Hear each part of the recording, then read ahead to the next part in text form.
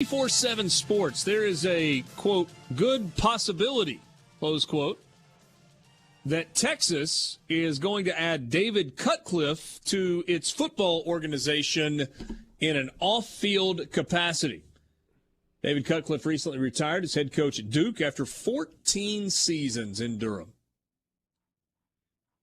Story says there aren't many coaches out there with Cutcliffe's level of experience. He has 40 years of college coaching under his belt and has turned more than half a dozen of his quarterbacks into NFL players. Perhaps you've heard a couple of them. Last name Manning. Not to mention guys like Heath Shuler and T. Martin and Eric Ainge and Daniel Jones. So we will see. We will see how this plays out. There's clearly, even if it's not the case from Texas or from David Cutcliffe, an angle here that everybody looks at and goes, ooh, ooh, ooh, ooh, I know why they're doing that. Perhaps Texas looking for an assist in the recruitment of Manning, Arch. Perhaps. Also, breaking news we'll get to later, Dennis Allen, the new head coach for the New Orleans Saints. Really? Their defensive coordinator. Seems like the interview process must have just been a sham. Hey. Stop it. No, it was the logical step. But, yeah, that's the question everybody's asking. What does this mean for Arch? And I even had somebody ask me today, why wouldn't Ole Miss hire him? Why are they letting Texas hire him? And it's like, well, first of all, David Cutcliffe can make his own decisions as an adult man. I mean, what if he doesn't want to be an analyst for Ole? I don't know. He has retired and made a lot of money. He gets to be selective. Yeah, but also when it comes to Arch, correct me if I'm wrong here. If David Cutcliffe, the analyst, is the reason he chooses his school, you weren't getting him anyway.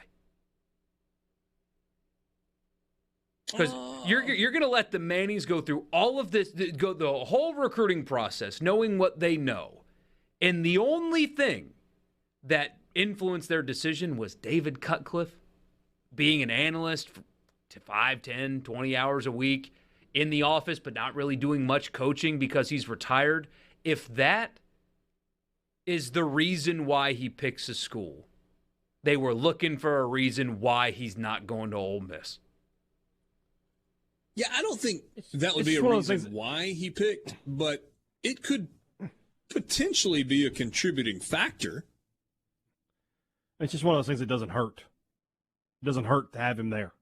It doesn't hurt to have somebody the Manning family knows and trusts with their sons and now their grandsons on staff. It just doesn't hurt. And of course, Borky's correct. We don't know what happened. Kiffin may have offered Cutcliffe a position, and he's like, no, I'd rather go to Texas. But it doesn't hurt. So also, I think we need to create like some breaking news, like world under siege music for whenever we have an Arch Manning update for the next year. Think so? Yeah, just some like trumpets and like Arch Manning update. Look. Yes. Yes. There you go. But this isn't an Arch Manning update. It's just a story that... Isn't it, though? Anecdotally ties to the recruitment of Arch Manning's baby. Look, as it pertains to David Cutcliffe should have been hired by Ole Miss. Well...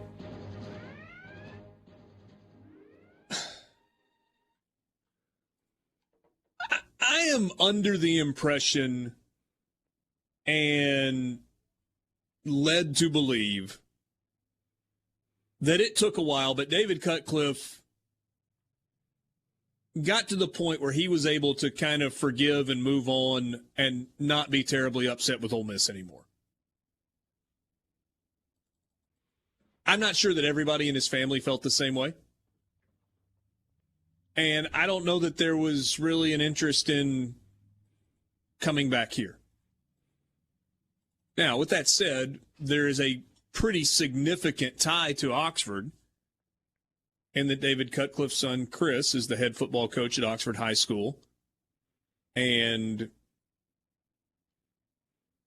seems to be really, really happy and is really good at his job. And he's got a bunch of grandkids here. So I don't know. I don't know that any of that matters. And it almost feels like a little weird talking about it in that way. Do you think Steve Sarkisian, if indeed this happens,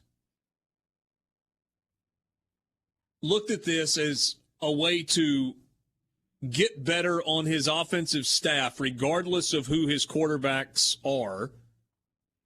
Or did he hire David Cutcliffe to try and give himself perhaps an extra advantage in the recruitment of Arch Manning? It can be both, right?